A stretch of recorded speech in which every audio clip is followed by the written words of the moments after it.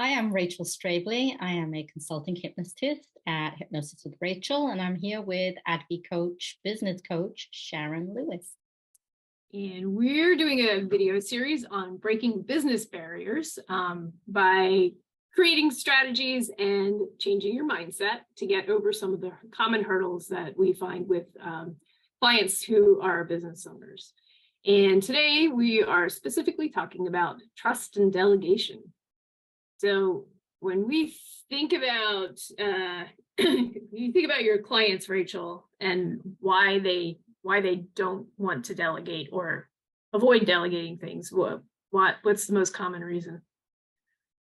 One of them is they don't think that people can do it as well as they can. So there's a bit of trust there that also brings in fear. I haven't come across this with my own clients, but sometimes it's a power struggle. This is my business. I need to stay in control. It's me.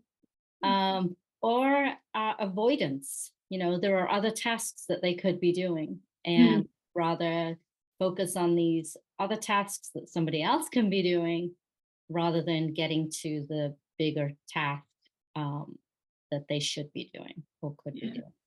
I think the control issues, because I know a lot of people say that, right? You have control issues. I think some of that is still based in trust, right? So if I do not trust everyone around me to do what I want them to do or what I expect them to do or what they need to do, then it does show up as,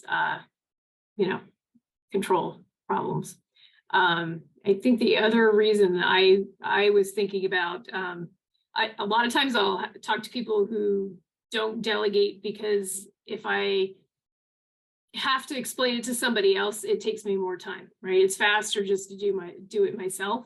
And so for those instances, there you have to kind of look at the other reasons why you want to delegate, right? So a lot of times you're doing these things to save time in the future, even though it takes you now more time now. But yeah, that's a common excuse or rationale for not delegating, right? It's faster for me to just do it. Because if you spend the time to train somebody else to do it, then you never have to do it again. But so you're talking a little bit about your mindset to get around the fear and avoidance issues, right? Yeah, if that's what your issue is, if your issue is fear of other people not being able to do the job as well, or not trusting people around you, then that's something you need to address within you, because there are people that you can trust. There are people that can actually do it better than you can. So it's important to ask yourself, why are you refusing to delegate? Okay. And I think sometimes some of the instances I've come across where it really is based on trust, it's because they got burned before. So it's not necessarily that they distrust a specific person that they need to delegate to or are working with, but they had a bad experience before, and therefore they're assuming that it's going to repeat itself with whoever they need to work with this time. It could be. It could also be, a fear of spending money on somebody else doing a job that you can do. But we know if you spend the money on someone else, then you could be making more money on the things that you need to do. So some of the reasons that you might delegate is, using your resources wisely. We were talking about, the value of your time.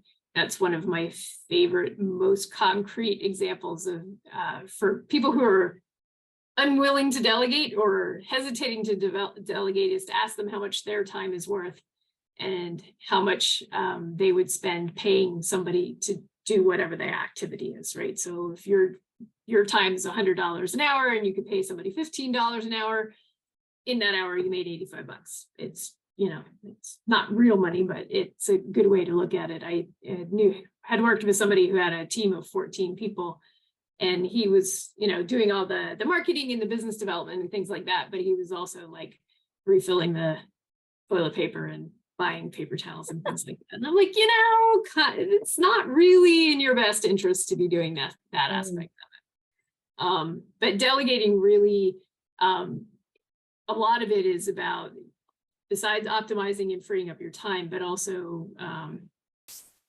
using your people wisely, right? So knowing what their strengths are, developing them, thinking about it as a way to decrease risk for your company, as because cross-training, which is really delegating, right? And getting everybody to know some of the same tasks. If something happens to you and you're in charge of everything and you're the only one that can do it, what happens to your company if you're out sick or you want to go on vacation, right? So this could be a way to let you free up time so that you can take time away from the office. So, and I mentioned a little bit strengths and weaknesses, but you want to talk about what your thoughts were on this? Yes, knowing what you are good at and what is beneficial to your company, and also what you're not so good at, can you pass those things over to someone else? Also getting to know your team. If you haven't, if you have a small team, maybe it's 1 or 3, or if you haven't hired anybody yet, getting to know what their strengths are and making sure that they complement your strengths and you don't both have the same weaknesses. Right. Right. So, and those are all good approaches as a start to figuring out what to delegate. Exactly. So a lot of times if you're looking at what you can delegate or you should delegate, and I tend to use both of those, you could do a time study and see where your time's going and look for specific activities. But a lot of it is, things that you should not be doing anymore, like ordering paper towels and installing the toilet paper in the bathroom, things like that. Things that aren't your strengths, that to your point, is hiring people that complement you as much as possible. Things that you hate to do, this is an awesome way to get rid of some things. And I think part of the delegation, it doesn't necessarily need to be an employee, right? So, a lot of people who are solo entrepreneurs are like, oh, I can't delegate anything because I don't have a team, but you can outsource things, right? So, bookkeeping is a great example of you can find somebody to do it for you. Social media is you can find somebody to do it for you, right? There's particularly now where everything's virtual and there's virtual assistants, there's all kinds of options to delegate activities to something else. But really it's looking for those things that can go to someone else or should go to someone else, and really taking the opportunity to move things in that direction. And this is completely not what we were going to say, but you can hire your family members to do certain things for you as well and create a tax write-off, I think, at the same time. Yeah. Just, you can there's an interesting tax thing, and I am not an accountant, and you should always check with your accountant first. Yeah. On you can actually pay your kid directly into their 529, and it's a tax write-off, and it goes directly to their college thing. But there's some tricks and tips for that as well. So Rachel gets into the mindset. I get into the how do you delegate, because what you want to do is not pitch things over the fence and then hope for the best. So if you had to break delegation into 4 steps, the first one is really just giving them clear written instructions or demonstrations on how to do it. I think a lot of success of delegation is standard operating procedures, just having the references and tools in place for the employee to refer back to. And a lot of times this is a similar thing, right? It takes a lot of time, and now I'm going to have to spend a whole bunch of time writing stuff up. If you have to train somebody anyway, a great time to create a standard operating procedure employee manual is while you're training somebody. Even better, get them to write it up while you're training them. And it doesn't have to be perfect and beautiful. It needs to be, replicable, right? So that they can go back to it and follow it. But after you've given them that and you've gone through it with them a couple times, the second phase is giving them more responsibility, right? So have them do the research for the project or the task and give you some solutions, potential solutions that you then talk through. And then the next stage is giving them actual. Can I? Yes, you may. This could also be videoed and then transcribed, possibly. Yeah. Video, or also I've had some clients who have done the, you can video your computer.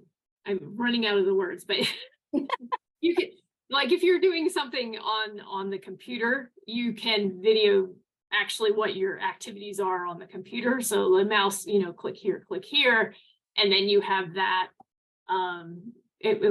We've done that before, so that you have it's not actually a video of you, which actually makes people more comfortable, but the video of the steps on the computer.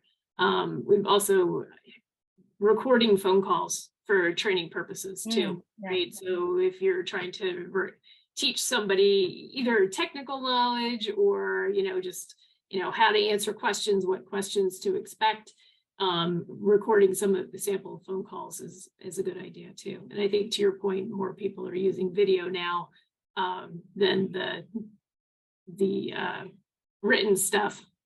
I'm old, so I still feel like the written stuff is more accessible because I can just find it quickly. I think maybe if there's an indexing way to do video trainings, that might work. But then the third step is letting go of some of the decision making, but and a lot of this is just communication, right? So it's setting expectations with them. I'd like you to go forward and make the decision, but keep me in the loop, come back. It's not, checking in constantly. And then the last part is just let them do it and let it go. That is probably the hardest part for most people, is the part where you say, I'm done and it's all yours. But really being honest with yourself too about, are you able to let it go? Are you saying you're delegating things, but not really, and you don't ever actually let them just go off and do their own thing? And then you get back to asking yourself, why can't I let it go? Is it fear? Is it avoidance? Or forget the first one I said, but fear. Fear. Fear, avoidance, and then there was one, control. Power plays. Exactly. So I guess going through all of this, you'll need to keep asking yourself, what's stopping me from giving up this hold in each of those phases. Yep. So and instead of, I talk about coaching your team, instead of being here's how you do it, and follow some steps. Obviously, that communication, you need to communicate what you want them to achieve, but you're doing it as a coach, mentor type person, and at the sharing your vision with them, making sure that they understand your vision and have the same vision for themselves and your company, so that the end goal is beneficial to you both. So, you see right here, empower, enhance, enable, and engage. That's all about giving your team member the tools they need, the communication that they need, also letting them do what needs to be done, but also knowing that they can come back to you. And then, if you move on to the next slide, it's about having patience. You've been doing this for how many years without I've moved on to whatever Yeah. slide I felt like. I don't know what I did. So I'm getting there. Okay. Yay. I'm patient. Good. Sorry. Yeah, so having patience with your team member, your team, and realizing that they're going to make mistakes. You made mistakes in the beginning. You need to give them some time. And by doing this, you're creating more time for yourself, freeing up your calendar so you can then go work on the things that need to be worked on. But also, we create these businesses so we can have more time with our family, so we can take vacation time without being on somebody else's schedule. So we're creating these businesses to have a more fulfilling life. And part of that means handing things over to other Yeah. people so you can do, you know, what you envisioned doing from the get-go. Yeah. And I think when we talked about focus, we talked about that a little bit, about having the vision for what the outcome would be, like just sitting there and thinking about it or writing it out, however you might need to do it. But you might need to do the same thing for your rationale on why I need to delegate, where you sit there and you think about what the new reality looks like, right? Where you're, taking a vacation and no one's texting you constantly because you successfully delegated and they're able to do things, life goes on or the business goes on while you're not right there. Exactly. Start every day with your vision ahead of you, which we talked about in one of the other videos. And that should make it easier. Yeah. So lots of reasons why to delegate, not too many why not to delegate. I think it's just talking yourself out of them. And sometimes it's finding the right people too, right? Yes. So Rachel and I were doing a video series. So there's a couple other videos on this. All of our contact information is on this slide. And we both have some free content that are on our websites that go along with this video, and you can access those with the QR codes at the bottom.